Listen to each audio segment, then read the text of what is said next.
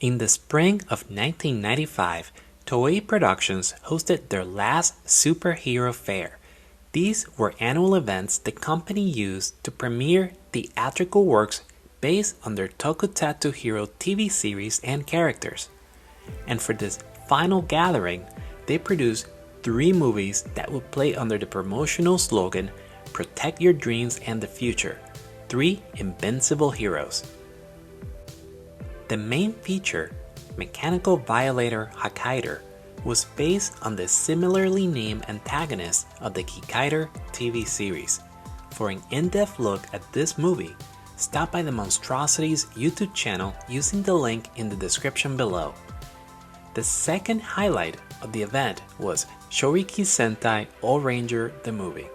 This work was used to recognize the Super Sentai series' 20th anniversary and to formally reintegrate Gold Ranger and Jakka as entries within the series. The third movie was based on the 14th entry in the Metal Hero series of TV programs, Juukou B-Fighter. As the follow-up to Blue SWAT, which didn't perform well for the company, B-Fighter was used to reset the Metal Hero series back to its roots and make it more appealing to the target audience of the Super Sentai series. And this pivot was successful, resulting in B-Fighter becoming a popular brand for the company and its merchandising partners, who took advantage of the series to sell a more diverse catalog of toys than its predecessor. The B-Fighter movie premiered on April 15, right between the airings of episodes 10 and 11. While disconnected from the TV series storyline, the movie fits in perfectly as a standalone episode with a simple and self-contained story. The movie opens in Harajuku, where Rei is enjoying a day of shopping with Takuya and Daisaku. Unbeknown to them though, they are being spied on by a mysterious figure who proceeds to attack them with a flying blade. In the resulting confusion, Rei is kidnapped in an unmarked car. This leads to a high-speed chase as Takuya and Daisaku try to rescue Rei from their unknown attacker. But to their surprise, there is no one driving the car and no way to stop it. This is when they notice a strange-looking man standing in the middle of the road waiting for the car. As the vehicle collides with this phantom figure, the B-Fighter team finds itself teleported to a volcanic-like mountain. Here, they are ambushed by their mysterious enemy, who effortlessly defeats Rei and Daisaku, taking their B commanders as war trophies.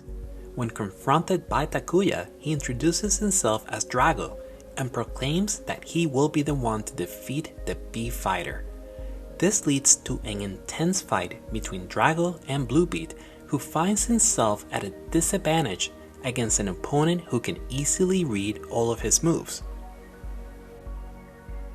As the battle between the two ensues, we are taken to Jamal Fortress, where Commander Schwartz, Gigaro, Jera, and Jamal leader Gaon are delighted by Drago's fighting skills. This is where we learn that Drago was recruited from another dimension by Jera. They also reveal that they are using this opportunity to defeat both Drago and the B-Fighter in one single strike. It turns out that the B-Fighter team and Drago have been taken to a land that hosts the ultimate Synthnoid, a creature that can drain the energy of all creatures who have wandered into his domain, Hellskira, and now it's being set free to destroy Jamal's enemies. Confronted by the overwhelming power of Hellskira and Jamal's forces, Drago and Takuya are forced to fend off multiple attacks, which end up pushing them to the bottom of a cliff. Here, they uncover that Drago might share the same blood as Earth's insects, and that is why he is seeing a glowing dragonfly on his hand. We then find out from Commander Gigaro that Drago was a descendant of the insectoid race from another dimension. This is why they sought him out as a mercenary who could defeat the B-Fighter. Confronted by the reality of the situation, Drago is overwhelmed and unable to fight back against Jamal's foot soldiers. After being protected by Takuya, he begins to realize who his real enemy is, and rushes out to save the B-Fighter team from being defeated at the hands of Jera, Gigaro, and Hellskita. And now, with Daisaku and Rei on hand, the team transforms into their heavy shell forms and stand ready to counterattack. And they start by calling on the beat machines to help them take on Jamal's fighters. After defeating their mechanized adversaries, the B-Fighter put their focus on Hellskita. They will use their individual stinger weapons to weaken their foe, with Bluebeard delivering a finishing blow using his Beetle Break finishing attack. Following the defeat of Hellskita, they reunite with Drago for a brief moment to bid him farewell. The movie closes with a proclamation by the B-Fighter that they will continue to fight the extra-dimensional invasion army, Jamal. Running for about 22 minutes, B-Fighter the movie is short and to the point. While the opening scene was filmed in the Harajuku district of Shibuya, the majority of this work was filmed on the Japanese isle of Izu Oshima, including locations in Oshima Town and Mount Mihara, an active volcano, with the latter providing much of the visual setting for the movie with a dreary feel and a dark tone. Unfortunately, its plot is a fairly weak one that doesn't build on the excitement that the TV production was generating at the time.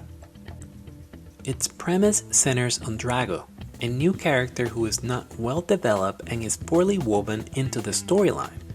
While the idea initially works when he is played up as a mysterious adversary to the B-Fighter, it falls apart when the story pivots to trying to make him an ally to the team.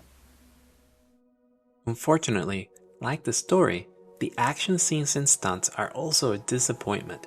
There are no large set pieces, and about 60% of the footage in the final battle are recycled from the TV series, including the extended use of the beat machines.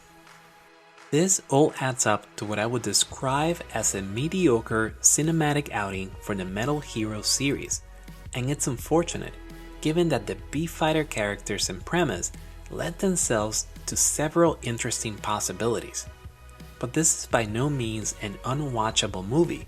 After all, it still features classic Toei hero action, special effects, and music.